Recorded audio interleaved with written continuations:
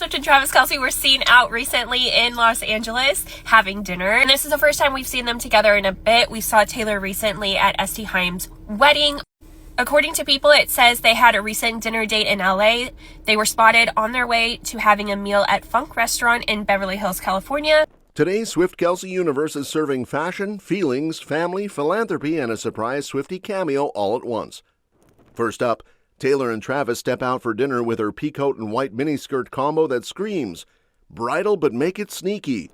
And then, the plot thickens as insiders say Justin Baldoni's legal team wants Taylor's name pulled into the "It Ends With Us" mess. He has the receipts, and B, feels he was set up. Next, sources claim Mama Donna Kelce is staying in her lane during wedding planning, even though her inner Pinterest warrior is itching to help. You get to a certain part in your life and your kids are starting their own families, it's so important to reinvent yourself. After that, Taylor's reportedly worried about Travis and how he'll handle life post-football.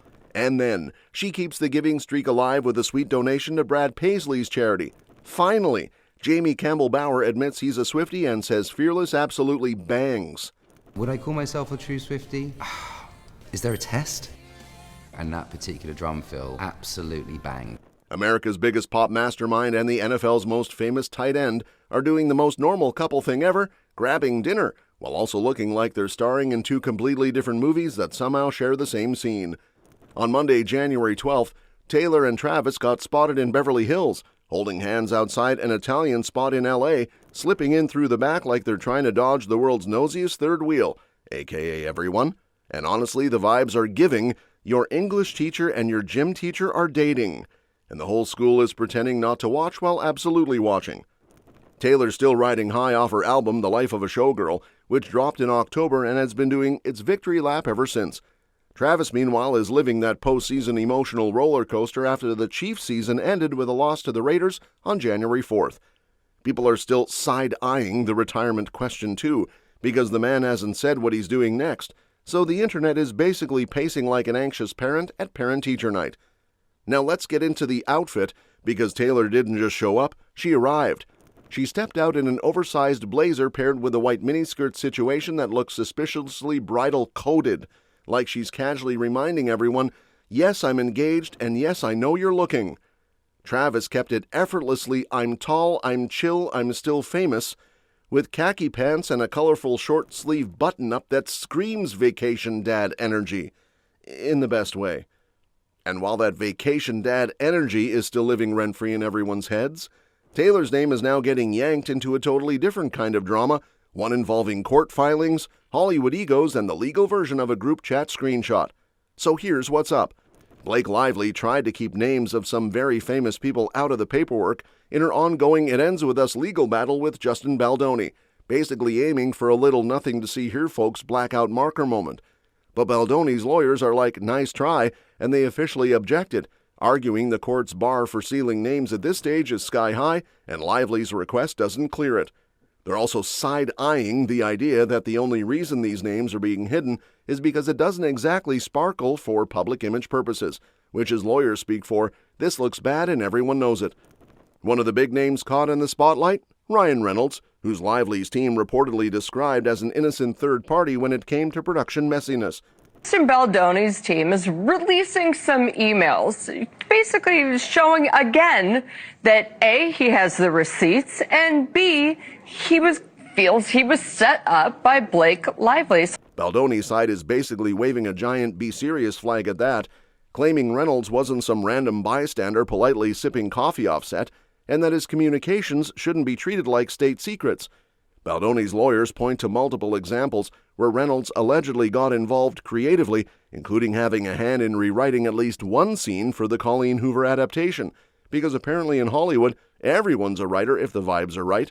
And yes, Taylor Swift's name also keeps popping up in the famous confidants universe around Lively, which Baldoni's camp suggests matters because it could connect to who knew what, when, and how the behind-the-scenes tension escalated.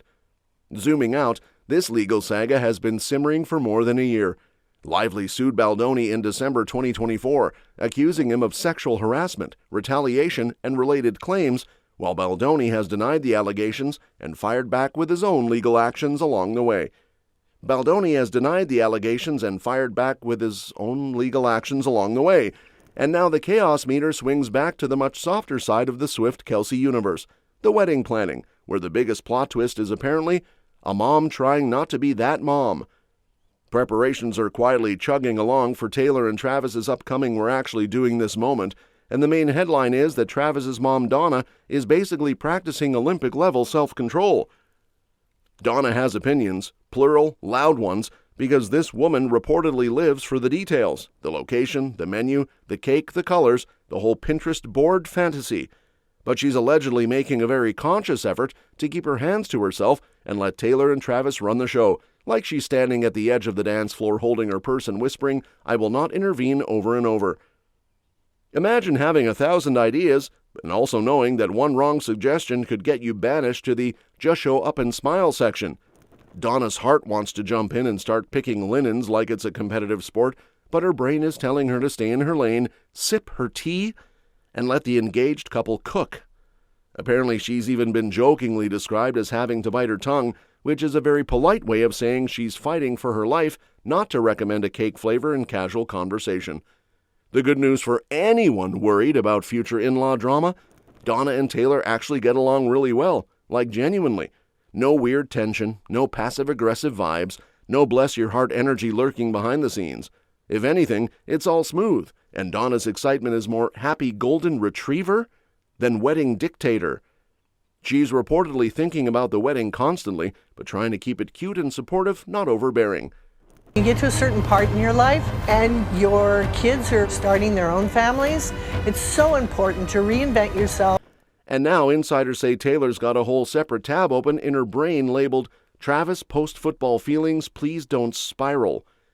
Because while everything looks all hearts and hand-holding on the outside, Taylor's a little worried about how Travis is going to handle the emotional whiplash that comes when the NFL season ends and your entire life goes from stadium lights to choosing what to watch on a random Tuesday.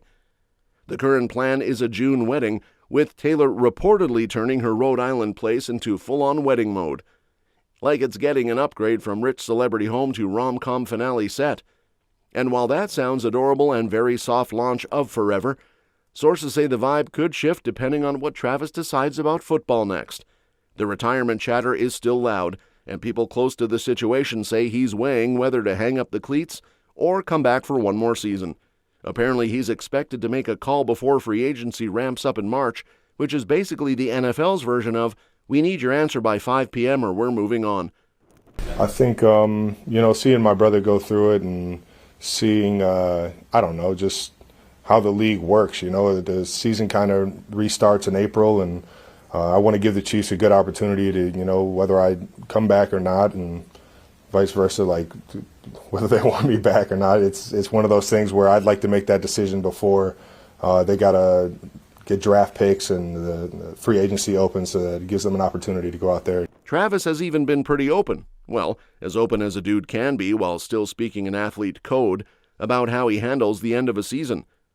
He describes how he likes to decompress, put his feet up, and just be a regular human for a few weeks while he figures out his next move, which is sweet but also hilarious. Because imagine being an 11-time Pro Bowler trying to be a regular human like the rest of us, who celebrate a productive day by answering 3 emails and not crying in public. And while everyone's busy psychoanalyzing that vibe, Taylor stays in her other full-time job, casually being a one-woman holiday miracle who refuses to log off from generosity season. The festive confetti might be swept up, but her giving spree is still sprinting like it's got a tour bus to catch, because she just dropped a generous donation to fellow country star Brad Paisley and his wife Kimberly William Paisley's nonprofit, The Store. And no, it's not store as in retail therapy.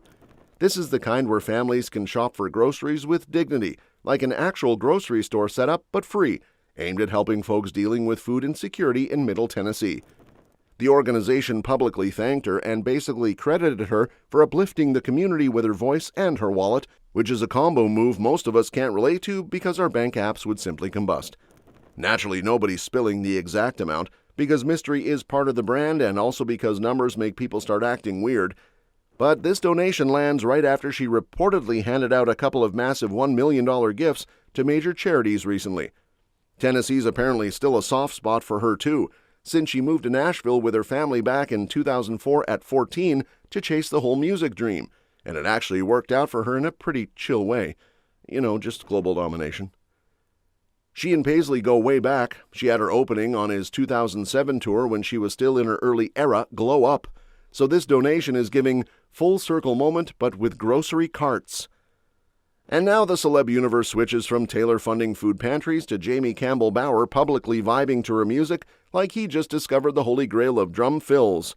The Stranger Things villain turned internet sweetheart, yes, the guy who made Stop It Behave a whole lifestyle, is out here admitting he's basically been a Swiftie for ages. He just needs someone to hand him the membership card. Sources point to him resurfacing an old clip where he and his brother are air drumming like their rent depends on it to Fearless, and Jamie reportedly insisted that specific moment in the song absolutely bangs. There is a video of me air drumming along to the song Fearless by Taylor Swift. It's myself and my brother at the back of a van as we were on tour in Europe in the band we used to play in. That song and that particular drum fill absolutely bang. He also apparently geeked out over the drum sound on the whole Fearless album, which is such musician behavior it's basically a diagnosis. And because Swifties don't just let anyone in without paperwork, Jamie joked about needing a test to qualify as an official Swiftie, because that fandom has entry requirements like it's an elite university. Would I call myself a true Swiftie? Is there a test? The timing is also convenient. He's promoting a spicy audiobook project called The Trials Winter Solstice, and the clip is going viral again thanks to all the Stranger Things hype and the internet's ongoing obsession with him. That's all for this video, folks. We'll see you next time.